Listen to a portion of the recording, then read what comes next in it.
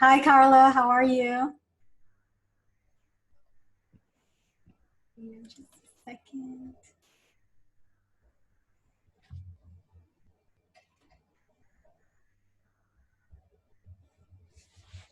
Are you on mute, Carla? I can't hear you. Oh, Can you hear me? here. Yes, I can hear you now.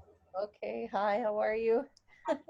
Thank you so much for being here and being early. I know Natasha emailed me that she won't be able to join this week. Okay. She'll be able to join next week. And then I think Chad is attending. And so is Alta. Let me just check to make sure. Yep, they are here.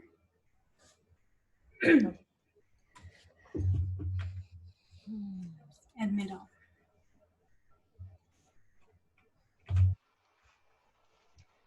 Hi, Chad. How are you? Hi, Alta. Oh, Alta, I was wondering what was happening in your screen there for a minute. Can you all hear me, Alta? Yes, I can. Excellent. Hello. Chad, can you hear me?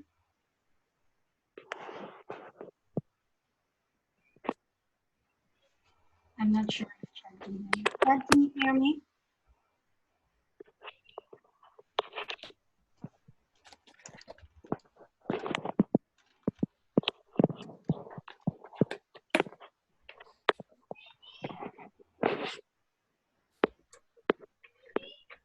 Okay, let's, Chad is on her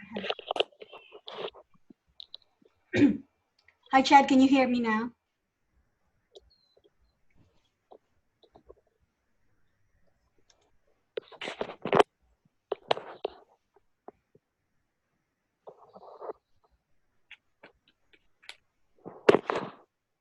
All right, Carl, oops. Chad, can you hear me now? Oh, now she's connecting to audio. All right, can you hear me now? Okay, awesome. So we see you with your headset on and all that. Thank you all for being here today. Let's start with our gratitudes and insights, and then we go into the lesson because it's, as I mentioned in my email, it's one of my favorite lessons, but we also cover a lot of information in just one lesson. So let's start with gratitudes. Chad, you go first this week. Okay. So I don't know if you can hear in the background. You can just mute me because the birds can be annoying, but it's too cold outside. I mean, in the car. Yeah, that's But fine. I'm thankful for them because they keep us entertained, although they can be annoying. Sometimes we have budgies, those small little birds. Mm-hmm. I'm grateful for those little rascals. Sounds good. I don't know if you can see, but they're there. Hello. Let's see those birds. Ah, Yeah. how many do you have? 3. 3. Okay, we see 2 right now. Where's the other now one? we see 3. Oh, there. Okay, that's amazing. Whoops. Now they left. Okay. Excellent. Thank you, Chad. So we go to Alta. Alta, what are you grateful for today? Today I'm grateful for my actually for this week for my talented husband. He's playing handyman, fixing everything in the house. So Oh, cool. so I'm thankful for the gift of him, you know. Excellent, excellent. How about you, Carla? I guess what I'm grateful for this week is my time off from work Oh, how much time did you have? because I did a 3. Sometimes I clump my shifts together to get a stretch off. So I did 3 in a row. I only had like 2 days off, and then I did another 3 in a row, and they were Oh really my goodness. busy shifts. Yeah. This last 3 ones. So now I have 6 days off. So I'm very grateful for my long stretch off. Yeah. That's great. That's great. Thank you, Carla. So Oops. Okay. So what were your biggest insights or takeaways from last week's session? Alta, let's start with you. Mine is trying to figure out the stepping stones of trying to find the concrete like stepping stones. Okay. So Are you having any luck or still thinking about it? yeah, still thinking about it, but I already have like a few in mind. Okay, that's good. That is good. Carla, would you like to go next? I think I agree because it was a lot of information last week. I see that everything is getting like a little bit more intense, like more, involved in trying to figure out. So yeah, the stepping stones were like the biggest intake, like trying to, and putting the resume together. And it's a lot. It was a lot of thought and just yeah. And I'm That's still good. working on. It takes time. It's yeah. It does take time. So, try to do as much as you can. This is for everyone, not just for Carla. Try to do as much as you can, but also be kind to yourself, right? If you need a break, if it's too much thinking and you're hitting a wall, then take a break. Be compassionate to yourself, and then just pick it up, at another time. But still with the thought of getting it completed, right? Correct. Um, Correct. Okay, Chad, how about you? What was your takeaway from last week? The same. I mean, at least similar. Stepping stones and bridges. So knowing the difference, I think, and which one would be more applicable to whatever situation you're in and your circumstances, and so it will be efficient use of either your time and other people's time and effort and energy. So, and then how it would apply to your value vault, and then how it translates to your resume, which is it will take a while for to master that, but at least we have the framework to follow, which is great.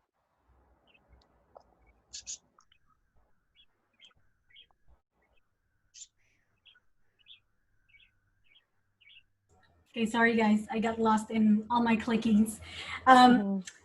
Those are excellent points, and like I said, it takes time, but I'm hoping that you're seeing the value of the guidance provided in this program, right? That Right. you don't have to, like I mentioned in the last session, you don't have to be intimidated by those gaps that need stepping stones and bridges, but you also shouldn't um, take leaps of faith, like just going in there without any preparation, right? I'm hoping that you are also able to take away that you can manage the process. Is that something that you remembered from the last session, or do we need to Yeah. get into that more? I think with some of your feedback that I know you're getting it already, that you need to manage the process. And this whole program really is one of the things that you're doing to manage the process. This is one of your stepping stones, or for some of you, this is like a small bridge to get to your destination. All right. Correct. Anything else? Okay. So I'm gonna go to my presentation now. Let me just set it up, and you can chat. I'm gonna put myself on mute, but you can chat while waiting. Hang on just a second.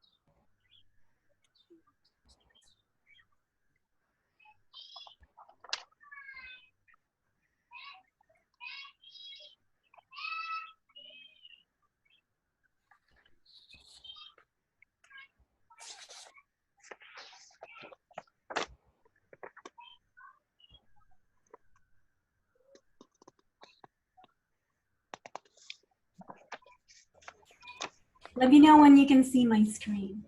Yeah, I can Okay, see. awesome. I can see it too.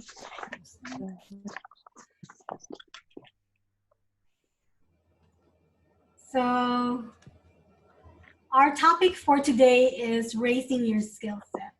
And we begin with your story, your resume, and then we look at your progress.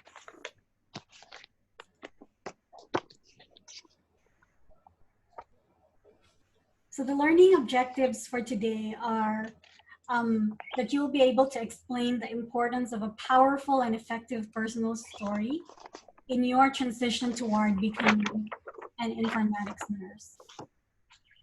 Identify steps to boosting change by using identity-based habits, and you'll be able to craft a powerful and effective signature story. Are you guys able to hear me well? Yes. Okay. So just a reminder of the house rules. I know you're doing well on that. This is our framework. So we're raising our skill set, and we'll be actually doing a lot of this work from now until the end of the program, but still using these three previous components: improving your mindset, creating a path with stepping stones and bridges, and appreciating your unique value as the foundation for raising your skill set. So let's start today's session with a story. And let me read to you this story really quickly, because I'm sure you're a little bit familiar with this already. So there was this girl whose mother died, her father remarried, and then she gained a stepmother and two stepsisters who were not very nice to her. They made her do chores, and then they didn't have her included in a party thrown by the local prince. However, she was able to manage going by some stroke of luck and maybe some magic. Oops. But she had to run away and left her glass slipper. The prince had people go look for her by asking all the girls in the area to try on the slipper. Luckily, she was the one whose shoes fit, or whose feet fit the shoes, the slippers. But wait, that doesn't seem like a very interesting story. It has some elements of interesting things in it, but it's a little bit boring. Let's try it again. So let's try that again.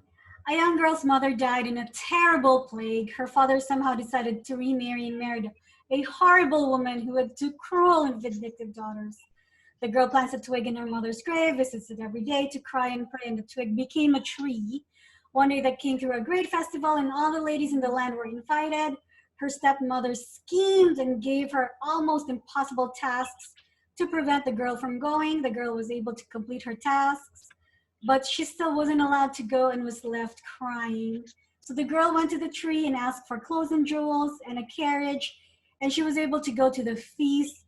During 3 days of dancing, the prince fell in love with her, but she always managed to escape and hide from him. On the last day, the prince created a sticky trap. The girl was still able to run away, but left her slipper behind. The prince came after her. The eldest sister pretended she was the girl and cut her toes off so her feet would fit in the slippers. So that's a little gross, right? That's probably a horrible version to tell your 3-year-old or 5-year-old or even 7-year-old daughter or son. But it's exactly the same story as the previous story, right? We all know this story, Cinderella. Cinderella. So the first one was a little boring. This one was a little gross. And then there's the version that starts, once upon a time, in a land far away, there lived a beautiful and gentle young lady. So it's the same exact story, just told in different words. All right, Fatima, thank you. But what does this have to do with me and nursing informatics? So I'm talking about that today because stories are important to us in our own personal journey, but also in our career journey, because it tells us it has three important reasons. Stories shape how others see you. Stories are tools of power, and stories persuade. And you know what? In this transition process and in your application process for a nursing informatics job, these are exactly what you're trying to do. You're trying to shape how other people see you, especially the hiring team, the hiring manager. You're trying to show how you can contribute to that team, what value you bring, and your story about yourself is a tool or some of the tools that give that communication power. And stories, when effectively told, persuade people to see things your way. So this is a video that I highly recommend that you watch. Actually, this is going to be part of the assignment, but we're not going to watch it right now. I want you to watch this after the session and really take time to think about what Jennifer Acker shares and how it applies to yourself. But we'll continue. So, according to Lanny Peterson from the Harvard Business Review or harvardbusiness.org, storytelling has the power to engage, influence, and inspire listeners. So we know this to be true because some of the things that we know now came to us through stories, right? Came to us through fairy tales. For those who are Christians, it came to us through the Bible. And for those of us who have our families that share stories with us, this is how we know about our roots, our culture, how we're different and how we're the same from other people. So storytelling really has this power. And so we want to harness that power in this transition period. I don't know how that got there, but okay.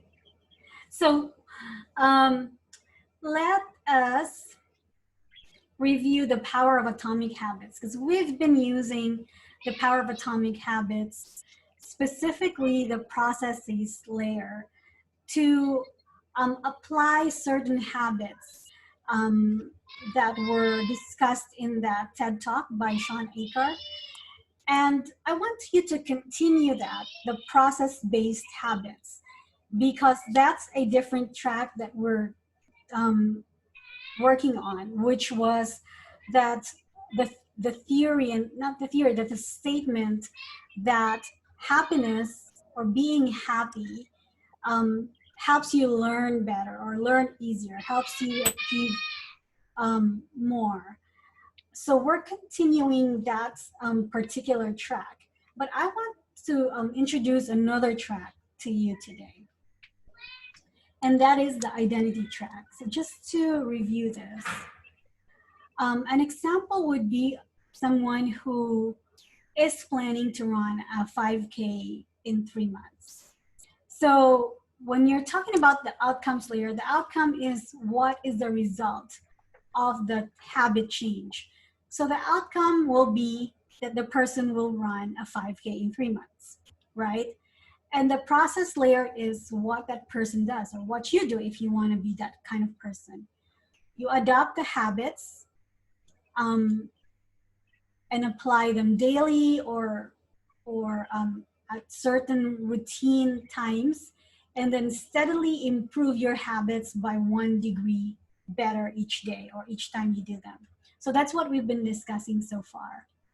But the identity part of it is when that person or you who wants to become, who wants to do that 5K in 3 months, when the shift changes, when the shift occurs from when you think of yourself as someone who likes to run or who runs for fun or for recreation, to that point in time where there's a shift in your mindset and you start thinking of yourself as a runner. And I would like you to think about the time when you were studying in nursing school, or in Alta's case, both in nursing school or law school, and then starting to work. Like, at what point did you say to yourself, oh, I'm a real nurse, right? Instead of, I'm studying to be a nurse, I'm training to be a nurse, I'm practicing as a nurse, to I am a nurse. So that shift in change in thinking is the identity layer of behavior change. So here's just some more visual example. But here's an idea, and this idea also came from the book that I was talking about called Atomic Habits. There is a way to hack, close quotation point, mark, and boost this process. And that is to build identity-based habits. So what does this mean? With this approach, we start by focusing on who we wish to become instead of what we want to do. So for example, in the example of the runner, usually people start by saying, oh, I want to run a 5K in 3 months, for example. But the hack version or the boost version is thinking of becoming that person already and then establishing or building your habits based on that shift in thinking. So instead of saying, I'll run a 5K in 3 months, you start by saying, I'm a runner or I'm becoming a runner. And as a runner who wants to run a 5K in 3 months, these are the things I'm going to do. Does that make sense? A little deep. So this is a kind of intrinsic motivation that makes habits easier to start and take root is when they become a part of your identity. So it's one thing to say that you're a type of person who does this. You know, you're the type of person who runs, you're the type of person who studies, you're the type of person who likes nursing informatics. But it's something different when you say, I'm the type of person who is this. So you say, I'm a runner, so I wake up early so I can run, right? Or I'm a runner, so I don't eat food that will make me feel heavy because that won't help me run as fast. Is this making sense? So you think of what you want to become first and really already imagine yourself or think of yourself as that person. So what do you need to do to implement this two-step process? Number one is decide the type of person who you want to be, and prove that to yourself with small wins. So for example, specifically for what we're trying to do in this program. So your outcome is you're trying to get a job, you're trying to get your first job in the field of nursing informatics. The process is that you're learning new skills, right? For example, updating your resume, applying for a job, getting into this program. But the identity layer of this behavior change is changing your mindset from I'm interested in nursing informatics to I'm an informatics nurse. And the next slides will show you ways how to do that.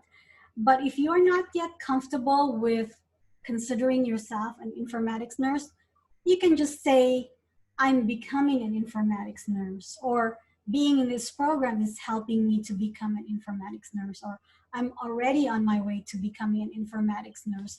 So that kind of identity mindset is now helping you make choices, decisions, and implement habits that help push you faster towards your goal. So your goal is not just to get a job in the field of nursing informatics, right? That's your goal, that's your outcome. But really, the things that you do are now based not just on the outcome you want, but because of who you are. I'm gonna do this, I'm gonna read what Fatima recommended about the atomic habits, or about Jennifer Acker's YouTube video. I'm gonna watch that, not because I just wanna get a job in the field of nursing informatics, but because I'm an informatics nurse and I want to improve my skills. Is this making sense? Yeah. Okay. All right. So this session is one of the very few sessions that I talk about the what of nursing informatics, because like I mentioned to all of you during our one-on-one discussions, the what of nursing informatics, like what is nursing informatics, what are the roles, what are the scopes and standards, you can learn that from other places, like going to nursing informatics, getting a nursing informatics master's degree, like what Carla's doing, or attending boot camps, or just reading up on things. But we're going through this today because I want to tie it to that whole idea of the story that you're telling yourself, right? The mindset that you're already an informatics nurse or becoming an informatics nurse. So what is nursing informatics? I'm just going to read through this really quickly because you can review this and you can read this along with me as well. It's a specialty that integrates nursing science with multiple information and analytical sciences. And what is the goal? To identify, define, manage, and communicate data, information, knowledge, and wisdom in nursing practice. And that's the latest edition of that book. So what are these sciences that integrate with nursing informatics? And here are some examples. And I just want to give some definition to some of these terminologies because I want to clarify what cognitive science means and heuristics and so on. So cognitive science is the interdisciplinary study of mind and intelligence, embracing psychology, philosophy, psychology, artificial intelligence, neuroscience, linguistics, and anthropology. And it seeks to investigate human cognitive processes and apply them to computer science and information management to improve the human-computer interface and usability of programs. Information management is a practice of acquiring, analyzing, and protecting digital and traditional medical information. And heuristics are kind of shortcuts to making decisions and problem solvings, right? So the first time that I came across this word heuristics, it took me a long time to really wrap my head around this strange word, and I think still misspelled it. But it's really more of the trial and error kind of problem solving and decision making, which is interesting that it's part of nursing informatics, or the sciences that integrate with nursing. So math, we know math. We all love math, don't we? But there are 5 main branches of math, so it's not just one kind of math. And what I've usually encountered in nursing informatics is more of the statistics and probability math. But as nurses, we actually use different kinds of math and analysis in our daily life. So to continue the definition of nursing informatics that was discussed in the ANA Scope and Standards book. So nursing informatics supports nurses, consumers, patients, and the interprofessional healthcare team and other stakeholders in their decision-making in all roles and settings to achieve desired outcomes. This support is accomplished through the use of information structures, information processes, and information technology. So take note that information technology is only one of the tools that support the goals of nursing informatics. So the nursing informatics specialty and its constituent members contribute to achieving the goal of improving the health of populations, communities, groups, families, and individuals. And the supporting activities that are included are the identification of issues and the design. I'm sorry about this timing. I think I need to update the timing of my presentation, but to go on, so the supporting activities and I include the identification of issues and the design, development, and implementation of effective solutions and technologies. So given all that, you can see that that informatics nurses do a lot of different things in different areas. So these are some of the areas that nursing informatics roles are available and are used in. So administration, leadership, and management. We are, let me just get out of here and do this manually.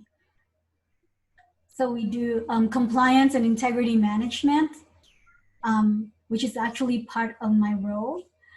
So it means compliance to regulations and standards. We do consultation.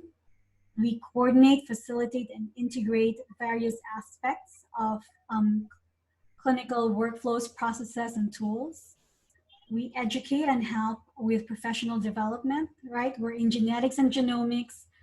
Most people know us to be in information management and IT and operational architecture. But there are nurse informaticists who also help with policy development and advocacy. And there are nurse informatics practitioners in quality and performance improvement roles.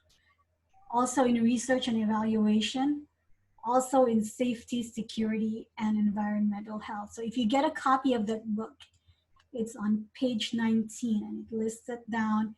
And then after that page, it gives examples of the different activities that informatics nurses would do in each of these functional areas. So going back to how we implement the two-step process of boosting our habits so that we start implementing habits that bring us closer to the outcome. So decide the type of person that you want to be is what was the first step, and prove it to yourself with small wins. So how does that apply to us moving from being interested in nursing informatics or working on becoming an informatics nurse? So an example of this principle in action would be to start thinking that I am becoming an informatics nurse, or in some ways, I really am an informatics nurse already, right? Think of all the things that were in that long definition of nursing informatics that already apply to you. And then prove it to yourself with small wins. Are you now able to initiate, manage, or participate in mini projects that solve a real problem? Are you able to identify issues when it comes to nursing practice as it integrates with other sciences? So this particular exercise helps give you the skills to continually look out for and identify how patient outcomes can be improved by using nursing data, information, knowledge, and wisdom. Because that's what the real definition, or the very basic definition of nursing informatics is, right? Integrating the nursing science with other analytical sciences by using nursing data, information, knowledge, and wisdom. So what is the intrinsic value that you bring as a nurse? When you're applying for nursing informatics jobs, these jobs may or may not require you to be highly technical. Some of these jobs really is just looking for whether you have an aptitude, the aptitude and the attitude to be trained in those jobs, because not everyone yet has a background or experience in nursing informatics. So I want to share this with you. This is something that I wrote actually about 9 years ago around this time in the informaticsnurse.com. And this is part of the a post that I made about the essential skills that nurses need to transition and be effective in nursing informatics. And the first skill is really your clinical experience and competence. The reason that they're looking for a nurse and not just anyone, right, is not because you come already with all this technical knowledge. The reason that this is called nursing informatics is they want you as a nurse. And what do you bring as a nurse? What you bring as a nurse is your clinical experience, is your knowledge of clinical workflows, clinical documentation, clinical processes, clinical policies, and even regulations. So you already have that with you. That's not something that you still need to pick up.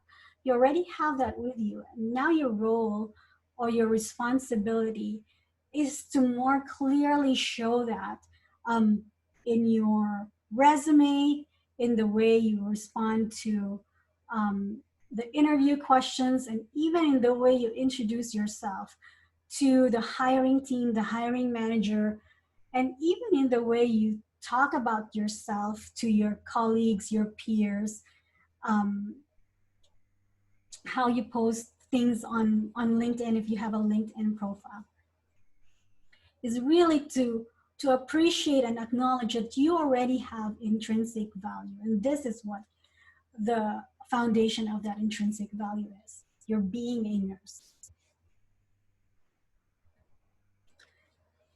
So how do you improve your personal and professional story? So here's a tool that you can use.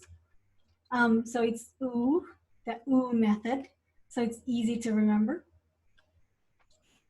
So it's OO as in, ooh, I see, right? This is what you want your colleagues or peers or hiring managers to say when you share your story. Oh, I see. Or, oh, that story is helpful and amazing. So first though, own your story, all of it.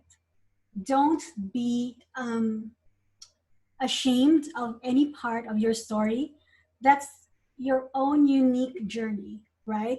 If you somehow zigzag, crisscross, took a long time getting to where you want to be, that's totally fine. You're here now. So your new story begins right now. But own the rest of it. There's nothing to be ashamed of, right? We're not really in competition. We're just here each on our own journey. The other thing that you can do is you optimize your story. So in that quick story example that I had about the story of Cinderella, we all know that story. We all know the different versions of it. But a lot of us, or our kids, like the version that starts with once upon a time in a land far away, right? As opposed to the horrible, gory version of the cutting of toast. But it's the same thing with your own story when you present your resume or when you present yourself during interviews. The content is one thing, but how you deliver your content is one of the ways that you can differentiate yourself from other candidates and job applicants. So how to optimize your story? So remember 2 P's. You can polish the narration of what has already happened. So if you've done that in the past, you can't change the past. So that's why I'm telling you that you polish it. You don't change the past, right? You don't put in things that you never actually did. But you can polish the narration of what has already happened. And how you can do that is by carefully choosing words that have a powerful impact. And so I added here a link to themuse.com because they have like a list of powerful verbs that you can use in your resume to help really communicate the impact that you made in your workplace even clearer and better. Excuse me. The other P is pivot. So if you're not completely satisfied with how your story is going so far, then you have the ability, excuse me, you have the ability to make the necessary changes now so you can change the outcome in the future. And as we discussed about the atomic habits earlier, you don't have to make a huge change now. It doesn't have to be a 180-degree change today. It can be a 1% course correction that you can do starting right now. Following me so far? Yeah. Okay, the third O is over communicate. There has been different studies conducted, usually by marketers, because they're trying to, marketers like to do these studies to see how many times they can repeat an ad before someone, you know, either acknowledges it or understands it. And there's different results of the study, but one of the generally accepted results is that it takes 7 times to repeat something before people even start to give it some attention. So what does this mean? Over communicate your story both to other people, but also to yourself. Remember, we talked about this in the second week, that the person you're communicating most of the time throughout the day in and day out, is yourself.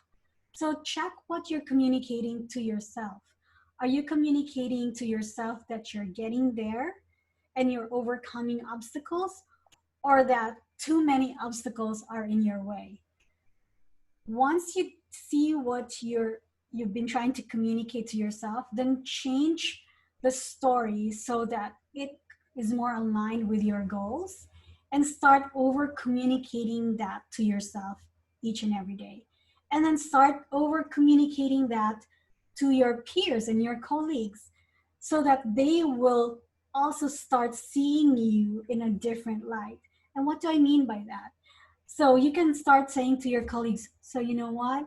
I'm in this nursing informatics program, or I'm in this nursing informatics master's program. For example, Carla. I'm sorry, Carla, I'm always giving you as an example because you're such a great example. But it sometimes takes at least 7 times that you say those things before people start to think of you as someone who's in an informatics program. And then as you continue communicating that, your peers will stop thinking of you just as someone who's in that program, to now you're an informatics nurse or someone who has informatics nurse skills. And guess what happens when other people's perception of you changes?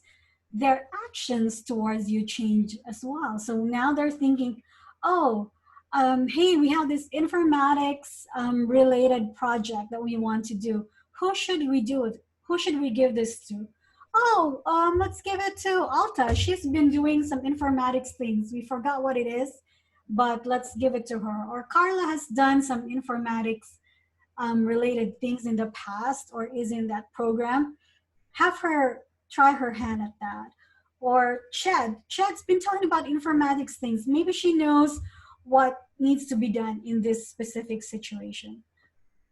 So keep communicating to yourself and to others that this is who you are now, or this is who you're becoming, and people's perception and behavior towards you will have a shift also.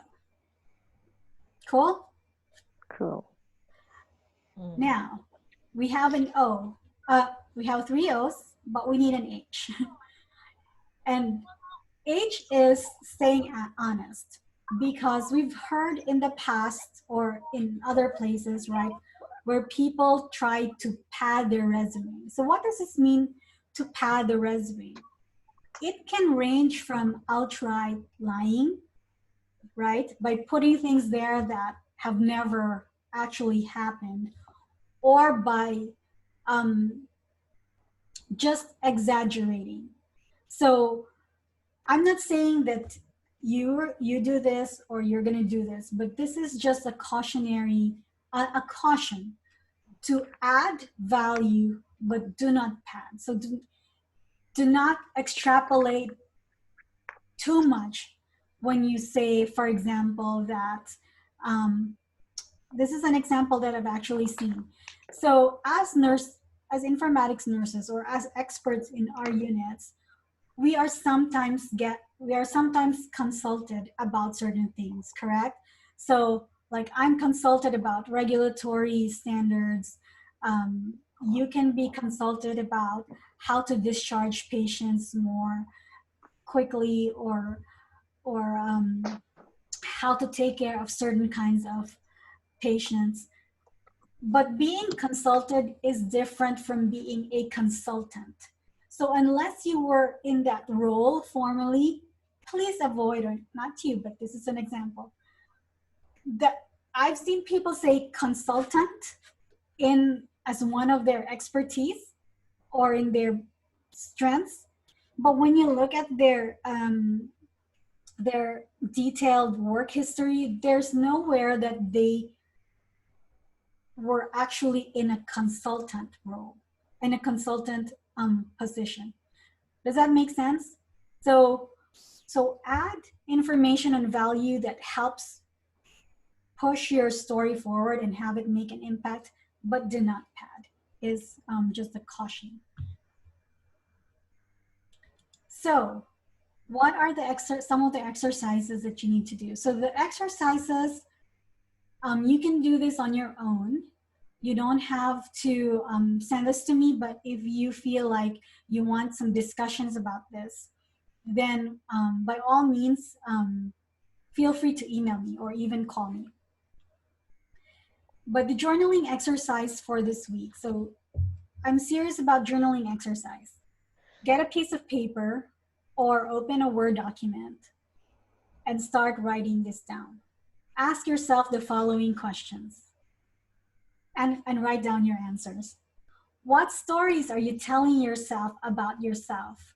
Are you telling yourself stories about overcoming challenges, like what we've did as an exercise a couple of weeks ago? Or are you making excuses for not overcoming challenges? Are you telling yourself stories of abundance or lack and limitation? And by that, I mean, are you saying to yourself, you know, there are so many great opportunities out there. I need to find them. I have the ability to find them. I'm going to find resources to find them. Or are you telling yourself, I don't know where the opportunities are. I give up. It's too difficult, right? So no judgment, and you don't even have to share this with me. But ask yourself those hard questions and write down your answers. The second one is, what stories are you telling others about yourself? So this goes back to your resume. Does your resume showcase why you are a great choice for the specific role you're applying for? And I know that I've worked with you with personalized recommendations about this, and we're going to continue doing that over this next week. And when people engage with you either at work or in your personal life, do you have a habit of downplaying or putting yourself down when others compliment or thank you? So for example, someone says, oh, you look so beautiful in your dress today. Do you then say, oh, this old thing, this is 10 years old, right? Or when someone says, hey, thanks so much for the great pie you baked. But instead of saying, oh, you're welcome, you also say, oh, that was nothing, you know, my hubby did most of it. Or, oh, thank you for your, for the lasagna. So those are habits that are actually downplaying or putting yourself down because you're not um, telling a story to others of um, yourself, of your worth and value. Okay. And number three, how can you improve the stories you're telling yourself and others?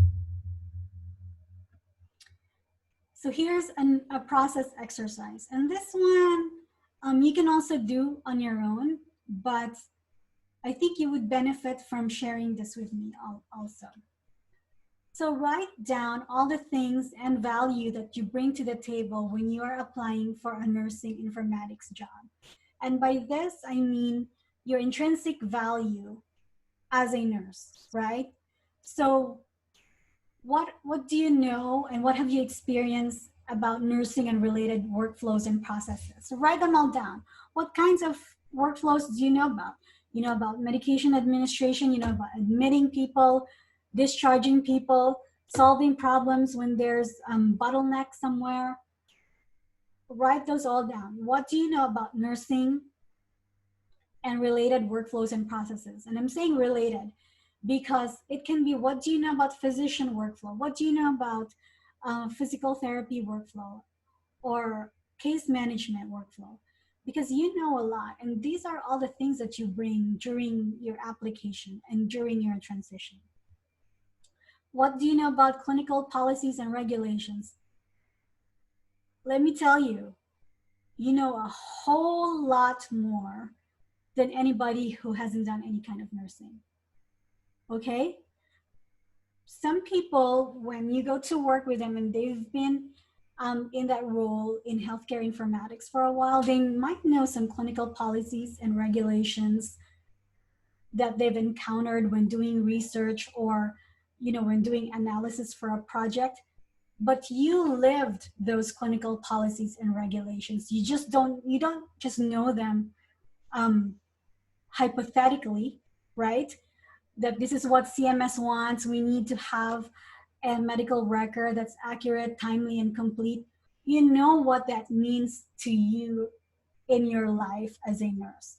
Or when they say, you know, patients must be screened for suicide risk whenever they come to our facility.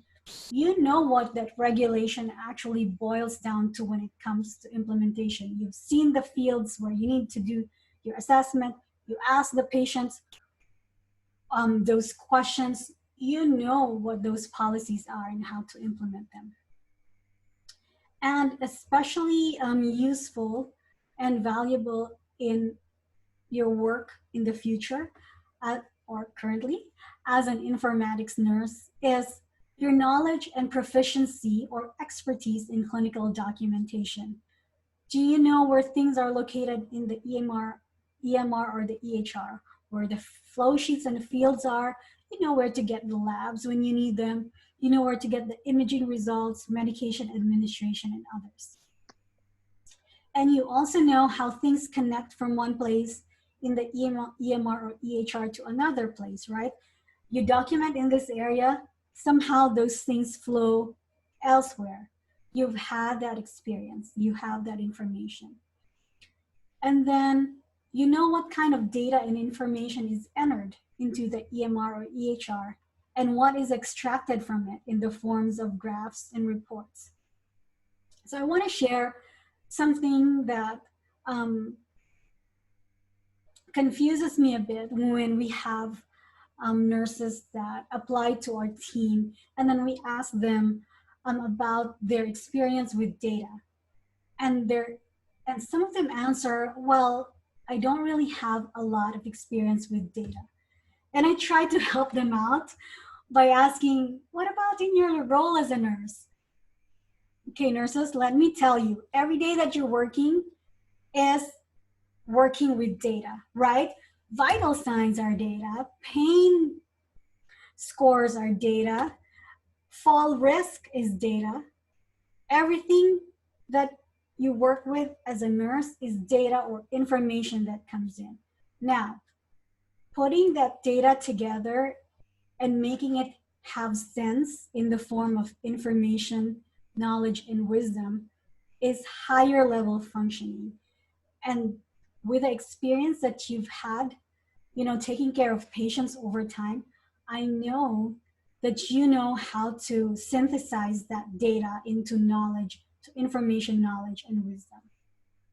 So don't let me hear you say in an interview or that when asked if you've done any work with data that you said no. You work with data. Now, have you done work with data analytics? Is a different question, right? You've worked with data, you've analyzed data. Working in data analytics involves working with different um, kinds of data in different areas and making that have sense related to a goal that you want to see. So for example, you want to see how many people, how many nurses, or what the percentage is of nurses in your unit forget to assess for fall risk. So the data is the fall documentation. You might have like a scoring tool, and then you have a total scoring tool. Now, if you want to assess whether nurses check for the patient's fall risk within 24 hours upon patient admission, right? Then you need to know where to get the data of when the patient was admitted, then find the data of whether that documentation tool was correctly and completely answered within 24 hours from your start time. And then make sense whether the results are really showing the correct information of which nurses have complied or not in your unit. So that part is data analytics, synthesizing the different aspects of data and making it make sense for your end users. Does that make sense? So other things that you're also proficient or expert about are what the gaps, inconsistencies, missing pieces, bottlenecks, breakdowns, etc. in your workplace. And I'm guessing and I'm thinking that you also know how those things can be improved. You might not have written them down, but there were times when you said, well, it takes so long for us to finish our medication administration. I would recommend that, right? You've said that to yourself one time or another. So these are really things that you now need to either put in writing or really synthesize for yourself. Okay, I realize we're 1 minute over, so I'm gonna close really quickly. So these are the other things that you already know about. You have experience in working with data, maybe some experience in analyzing data. As nurses, we're always educating our patients and their families. So try to see how you can highlight that as well. And some of you have now been encouraged or been put in projects that will enable you to educate your fellow nurses or other clinicians as well. So that's another thing that you should start writing and including in your resume. Experience in participating in or leading projects is something that we're working on within this program. And collaboration, communication, and consensus building is what we nurses have to do each time we're on a shift to get through the end of our shift. Do you agree? We have to collaborate, not just with our patients, but also with the other members of the healthcare team. We're collaborating with everyone, communicating, and building consensus so we all move towards the same goal. All right, so what are your assignments for week 4? So I'm making the assignments for week 4 a little bit lighter because I know you're still working on both your resume and your project charter. So first of all, watch the video by Jennifer Acker and share 3 insights based on that video with me by Wednesday. and provide an answer to tell me about yourself. So this is a free-flowing exercise. Just write whatever comes to your mind when someone asks you to tell them about yourself. And submit that to me by Wednesday as well. So you're now improving your resume using the tips, techniques, and lessons of the past 4 weeks. And today I'm adding that list of powerful verbs from the Muse. So use those also to polish your resume even more.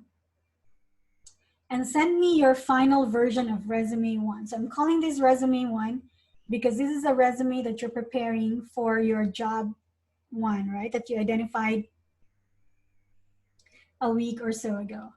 So be ready to send that final version to me by Wednesday because I'm gonna review it and I'm gonna give some more feedback about it. And the goal is that you're ready to work on any additional final edits and prepare yourself to submit an application to your job 1 by Friday this week. Is that exciting? Mm-hmm. A little Yeah. nerve-wracking? All right, but we're going to do that. Okay, I'm going to stop sharing my screen. So, any questions or clarifications? You good?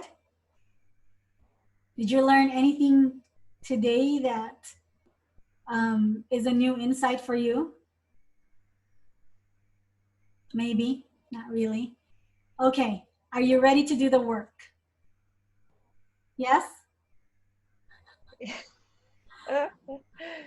Not a lot of work for this week, but you need to continue with your resume and you need to continue with your project charter. All right? Okay. And the project chart, you wanted us to use that format, right? That you for example, this one. Yes, wanted us you to can fill- use that, or you can use Okay. something very simple. But that's when you wanted us, right, to fill in. Yes. Yeah. And I know you, so since you printed that out, Carla, so that's a good question. You can scan it and send it to me, or just take a picture and send it to me. Okay. Okay. Or if you have that on digital format, then send that to me. Natasha sent hers, and it was just really simple. So project description, she just sent it in Word format, and da-da-da-da. Doesn't have to be complicated, but it does help to do something beautiful like that because that's practice too for real life, right? Okay. All right. Any questions, Alta and Chad? No? You're excited to do the work? All right. I'm excited to see your output and your feedback, and I'll see you next week. Bye. Thank you. Bye. Thanks. Bye.